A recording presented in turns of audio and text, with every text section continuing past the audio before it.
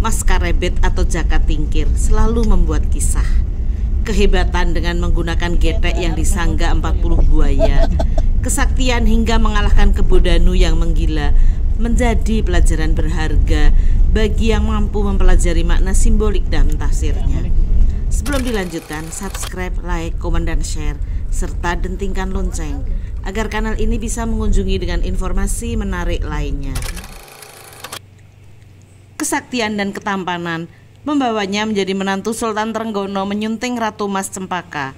Konflik internal pasca wafatnya Sultan Trenggono memuncak, bahkan akhirnya menyurutkan kejayaan Kesultanan Demak sebagai kerajaan Islam pertama di Pulau Jawa. Pusat kerajaan dipindah Maskarebet ke Pajang dan kemudian menobatkan diri sebagai Sultan Hadiwijaya yang berkuasa di Pajang. Kerajaan Pajang memang tidak berusia panjang, hanya sekitar 40 tahunan.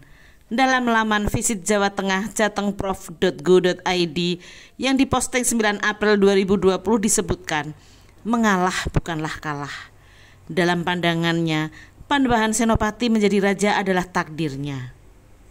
Karena itu dalam usia sepuh, Sultan Hadiwijaya berkeinginan mendekatkan pada Sang Pencipta, memilih menghabiskan masa tua dalam ketenangan desa mengikuti jejak orang tua, dan memilih nenepi di tepian Bengawan Solo di Dusun Butuh, Desa Gedongan, Kecamatan Plupuh, Sragen. Jaka Tingkir wafat pada 1582.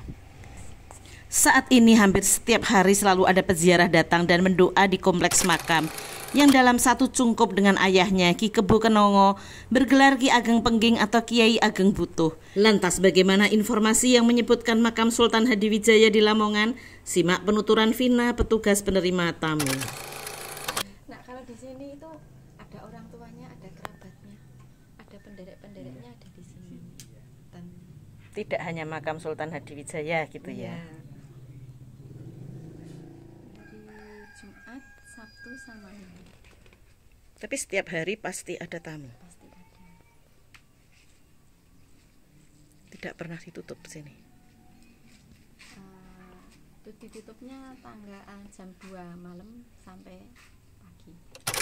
Berada di kawasan pemukiman padat penduduk tidak mengurangi pesona destinasi wisata ziarah, religi ataupun sejarah untuk dikunjungi. Kompleks makam yang bersih dengan tempat parkir yang luas serta joglo yang bisa digunakan istirahat membuat rasa nyaman. Di dalam cungkup terdapat makam 3 pengawal sekaligus sahabatnya, Pangeran Mancanegara, Tumenggung Wuragil, dan Tumenggung Wilamarta. Kemudian adik Sultan Hadiwijaya bernama Pangeran Tejowulan serta yang makam KRT Kadilangu. Selain makam kerabat, di luar cungkup juga terdapat potongan getek Tambak Boro, konon yang mengantarkan perjalanan karebet muda untuk mengabdi di Kesultanan Demak. Di samping makam terdapat Masjid Butuh yang dibangun Kiai Ageng Butuh tahun 1500-an dan menjadi saksi siar Islam di kawasan tersebut.